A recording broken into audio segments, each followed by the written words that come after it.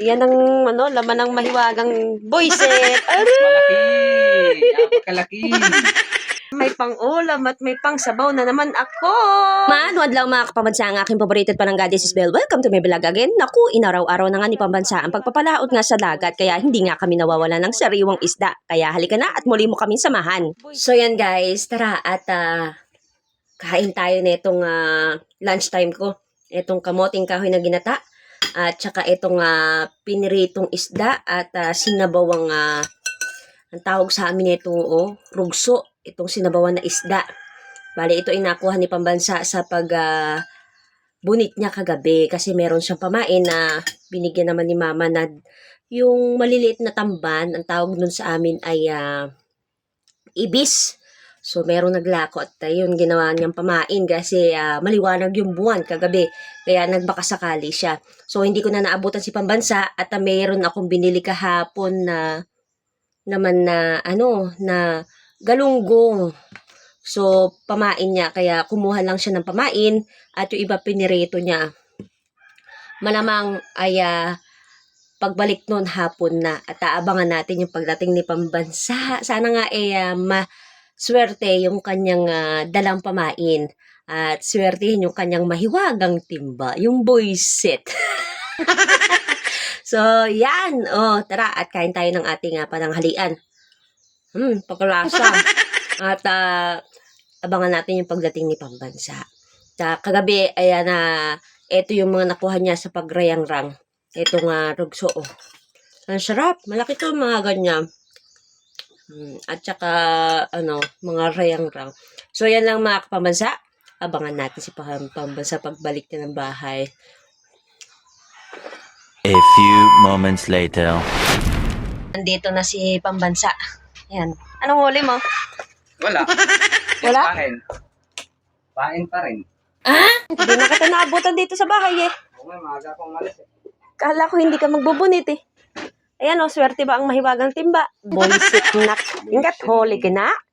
Boysen nga. Boysit talaga. Abay, may pang sabaw-sabaw na Isa? Bakit parang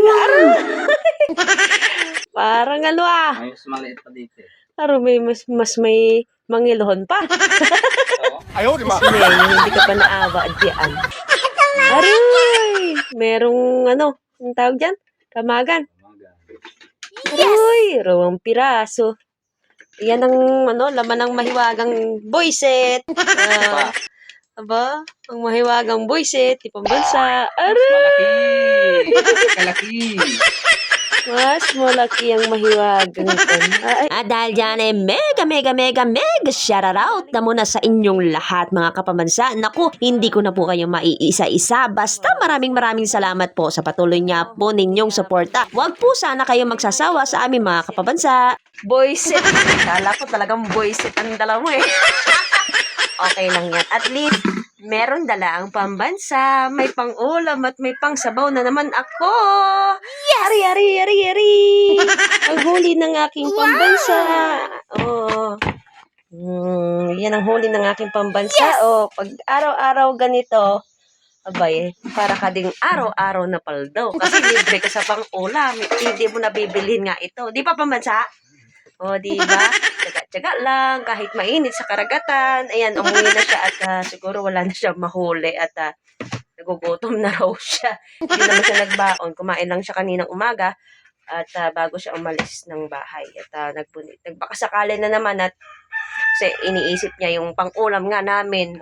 Mahal din, syempre. Gumastos ka ng pang-ulam. Laking bagay na ito, Ayos, pambansa! Ayos. Diba? Tipid na naman. Hindi nabibili. At dahil napapagod si pambansa, tayo ang maglilinis nitong kanyang hinuling isda. Yan. So, tara na guys.